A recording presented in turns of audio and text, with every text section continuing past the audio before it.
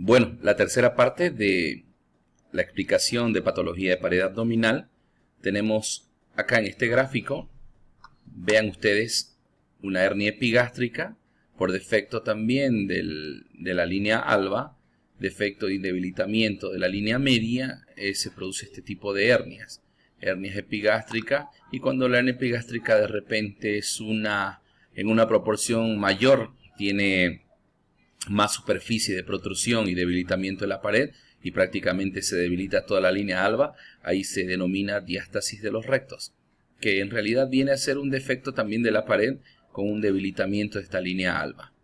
Vemos acá la hernia umbilical, que es un debilitamiento de la cicatriz umbilical, y el conducto onfalomesentérico, por supuesto, ahí donde va en el neonato, donde está el cordón umbilical, y queda esa cicatriz, pues bueno, se debilita el orificio natural del cuerpo y puede también protruirse ahí un epiplon, intestino, etcétera, a través del defecto umbilical. Entonces la hernia umbilical tiene también riesgo de atascamiento, riesgo de estrangulación y dolor. Ya vamos a ver las diferencias entre atascamiento o hernia atascada, encarcerada o hernia encarcelada, que la llaman en otros lados, la encarcerada o la atascada, que son iguales, y la hernia estrangulada, ya donde existe un compromiso vascular. La hernia incisional de la que habíamos hablado, donde hay previamente una laparotomía o una incisión quirúrgica, y entonces hay un debilitamiento y luego una dehiscencia de la sutura y de los planos profundos, aponeuróticos y etcétera, y por la cual va a protruir también una masa herniaria. Y la hernia de Spiegel, que es una hernia que va en la línea semilunar o la línea de Spiegel, que es la unión del recto anterior mayor del abdomen, donde termina y donde están el músculo oblicuo mayor y menor. Esta es la hernia inguinal, a través de un defecto en el orificio inguinal profundo, y donde va a protruir hacia la zona inguinal. Y la hernia femoral a través del orificio crural, acá donde va a protruir la hernia femoral o crural también. Entonces vean ustedes las diferencias entre los diferentes tipos de hernia. Todas estas incisiones verticales, pues bueno, predisponen a un defecto herniario. Vamos a ver que la hernia epigástrica, a través de la línea alba habíamos hablado, es una producción de grasa preperitoneal o un saco peritoneal con o sin víscera, porque por la gravedad, me refiero a la gravedad de la tierra, las vísceras más bien tienden a caer por el peso cuando el individuo está en bipedestación.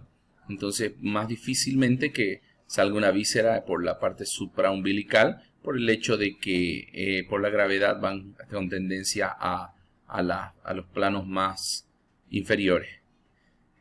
Entonces puede existir también la encarceración del epiplon, de una víscera, etcétera. No es eso una ley, pero es más por lógica el tema de la protrusión a través de orificios inferiores, como los orificios inguinales o orificios inguinal profundo, que a través o el orificio crural, donde puede protruir con mayor facilidad el epiplon o el intestino, etcétera.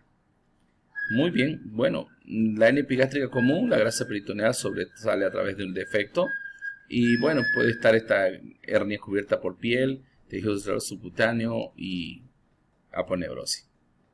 Estas son las hernias epigástricas, vean ustedes, en la parte superior del abdomen, acá está la hernia epigástrica, estamos hablando entre el ombligo y el apéndice sifoides del esternón en la línea media.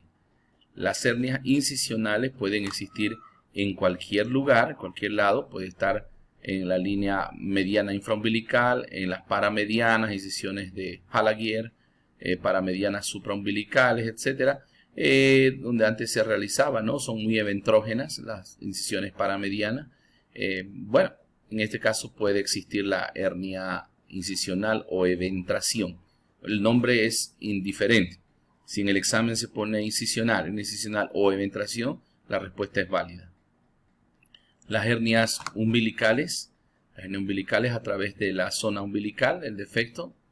La hernia en este caso inguinal es directa, que a través de de la abertura pasan a protruir a través de la fascia transversalis en la zona inguinal, y las hernias inguinales indirectas, que son hernias inguinales que se presentan en la ingle por el orificio inguinal y que a veces, y la mayoría de las veces, pues ocurren conjuntamente con la salida del cordón inguinal, con un conducto espermático en este caso. Y las hernias femorales en el canal femoral. Las más frecuentes habíamos visto esta de todo este tipo de hernias, y por supuesto sabemos que es por el debilitamiento de la pared. La hernia umbilical, que esa hernia puede con los años producir malestar, dolor, etc. Puede ser factores predisponentes ser el embarazo, la obesidad, la cirrosis hepática por la citis que va a presentar el paciente con cirrosis y la distensión marcada, y debilita por esa distensión el orificio umbilical. El defecto puede aumentar a través de los años, y en los adultos no cierra de forma espontánea. Bueno, la hernia de Spiegel que habíamos hablado, que a través de la zona de Spiegel, que es la fascia de Spiegel en este caso, a través de todo puede estar produciéndose en cualquier lugar de esa línea de Spiegel, que es justamente pasa la aponeurosis del transverso del abdomen, y luego se produce, vean ustedes, en la línea semilunar. Estamos hablando, esta hernia a través de toda la línea semilunar se va a producir el defecto, la hernia de Spiegel. Para tener un concepto claro de las hernias, vamos a hablar de que dos grupos, dividirlos como reductibles e irreductibles. Y dentro de las reductibles está la forma de reducción, es cuando la hernia o la protrusión de la masa o las vísceras que puedan salir a través del defecto de la pared puedan reintroducirse a la cavidad abdominal, o en este caso peritoneal. Cuando son reductibles, existen de manera espontánea la reducción por el decúbito y la disminución de la presión intraabdominal, o existe la reducción manual, que el paciente mismo la reduce cuando está relajado y en cama. Y dentro de las reductibles están las coercibles y las incoercibles.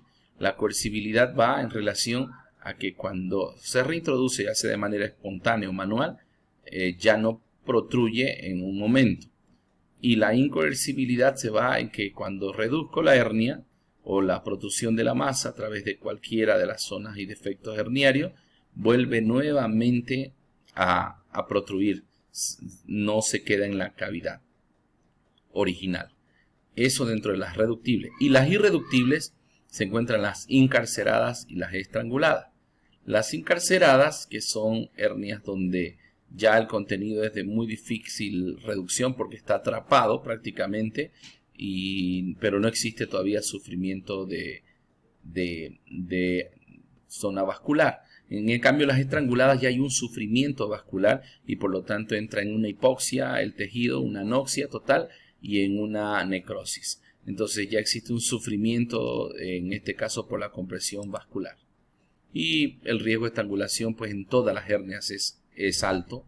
Es alto especialmente en hernias como la inguinal, como la crural, como la hernia umbilical igual puede estrangularse dependiendo todo del anillo, como vean ustedes, y el contenido visceral que puede inicialmente ser encarcerado o encarcelado.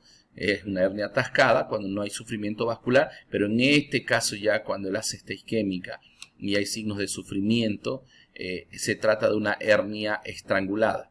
Y ese alto riesgo de estrangulación es el que se pretende evitar con los protocolos de atención inmediata en el paciente que presenta una hernia. Por lo tanto, hernias que superan las 4 a 6 horas de evolución y están con signos de estrangulamiento o signos de atascamiento y que con dolor, la característica fundamental es el dolor cuando hay la estrangulación por el sufrimiento vascular, ya no se intenta reducir. La hernia, cuando he pasado las horas de evolución, arriba de 6 horas habitualmente, es un parámetro medio tomado. Yo prefiero 3 horas, porque ya en 3 horas el tema de la isquemia intestinal puede ir rápidamente a lesionar la víscera hueca y en este caso a producir luego cuando se reintroduce la perforación. Por eso está proscrita, o sea, está prohibida los intentos de reducción cuando ha pasado ya horas que puedan condicionar al sufrimiento vascular intestinal. Y bueno, acá tenemos en su cuaderno, en su libro de cirugía 2 de abdomen, el libro cuaderno, su práctica 1, que consiste en realizar 3 historias clínicas, con todo está elaborado ahí, el nombre del paciente, la edad, el género, toda la afiliación entera, es su práctica 1, por puntaje por supuesto, están las condiciones ahí, está todo ya detallado, todo solamente para que llenen ustedes, y están los antecedentes patológicos personales, etcétera. La diferencia en esta historia clínica es que ustedes, como ven, antes de luego de los signos vitales de medir del paciente, están los antecedentes personales patológicos y quirúrgicos. Tiene una variación, es una variante respecto a las historias clínicas propiamente dichas que ustedes conocen. El motivo, queja principal, la historia de la enfermedad actual, los antecedentes familiares. Vean ustedes antecedentes patológicos, enfermedades previas, antecedentes familiares del paciente, las toxicomanías, antecedentes ginecostépticos si corresponde, por supuesto, si la paciente es de sexo femenino. Contacto con enfermedades infectocontagiosas recientemente, visita a zonas endémicas de enfermedades virales, ha sido aumentado esto en las historias clínicas por el tema actual del coronavirus, que tenemos que combatirlo juntos. Y bueno, más allá de eso, estamos con las enfermedades relacionadas con su actividad laboral reciente, todo el examen físico que puede tener para llenar todo, son los datos, 3 historias clínicas equivalen a 20 puntos en su práctica, habitualmente la práctica como estamos haciendo la virtual, vamos a hacer la manera también, ver la forma virtualmente de conseguir que hagan esas prácticas. Y por supuesto tienen que estar avaladas por el médico o por el profesional, en este caso mi persona, para darle la puntuación adecuada. Aquí está el examen neurológico, la escala de Glasgow, y vamos a ir parte por parte haciendo la historia clínica quirúrgica. Vemos ahí la revisión sistematizada en la región craneofacial, en el cuerpo, vista anterior y posterior, si hay alguna alteración, ver los 9 cuadrantes, del abdomen y ver dónde existe la alteración más relevante, manos y pies, que esto yo lo he agregado porque me parece relevante, porque hay enfermedades de la mano y de las uñas, pies, etcétera, articular, y que son muy relevantes y a veces pasamos de lado. Por eso es la mano tanto izquierda y derecha, y el pie tanto derecho e izquierdo también. Los sistemas genitourinarios, para no perder la noción de que estamos revisando un paciente de manera integral. Y bueno, el diagnóstico presuntivo, definitivo, si fueran más de uno, conducta terapéutica inicial y los datos del entrevistador. Esto lo realizamos de manera formal, porque ya tenemos que hacer esa práctica para poner la puntuación adecuada y ir ganando puntos, valga la redundancia, rumbo hacia su primer parcial. Muchas gracias. Continuamos luego con la segundo tema, que es poco más extenso, que se trata de la hernia inguinal, donde básicamente van a conocer el diagnóstico, la terapéutica, cuáles son los tipos de hernias, en este caso inguinales, y con todo eso empezamos la segunda clase en un momento.